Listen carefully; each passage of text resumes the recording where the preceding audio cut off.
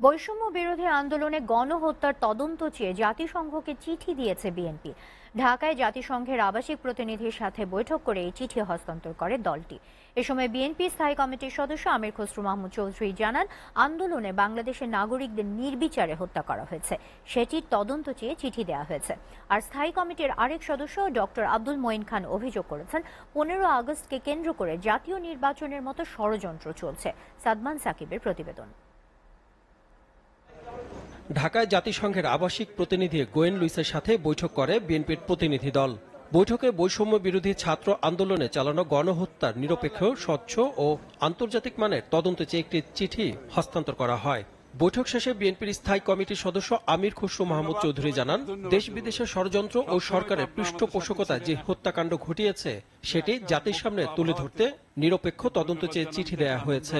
জাতিসংঘের কাছে আমাদের একটি আবেদন, সেটা হচ্ছে একটি অবৈধ সরকারের অধীনে বাংলাদেশে যে হত্যাযজ্ঞ হয়েছে, বাংলাদেশের নাগরিকদের যে হত্যা করা হয়েছে,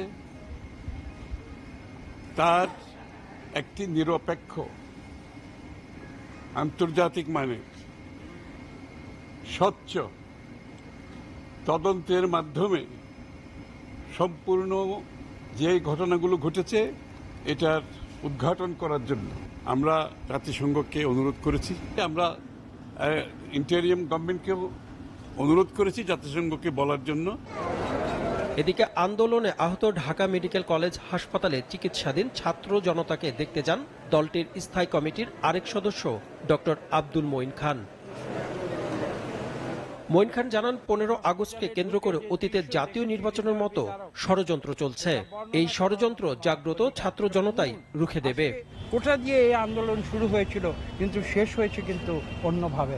জনগণের যে মৌলিক অধিকার, ভোটের অধিকার, মানুষের কথা বলার অধিকার, মানুষের যে স্বাধীনতা, মনের স্বাধীনতা, অন্তরের স্বাধীনতা, হৃদয়ের স্বাধীনতা, সেখানে গিয়ে শেষ হয়েছে। তারা নির্বাচনের নাটক করেছিল, সেরকম কোনো নাটক করছে সেটা আপনারা ভালো বলতে পারবেন। দেখুন, একটি শব্দ বলবো, দুটি শব্দ বলবো, জাগ্রত জনতা। জাগ্রত জনতার কাছে কোনো ষড়যন্ত্র টিকবে না। ছাত্র জনতা তারা প্রমাণ করেছে যে কোনো অন্যায় করে পার পাওয়া যায় না। সাদমান সাকিব, এসএটিভি, ঢাকা।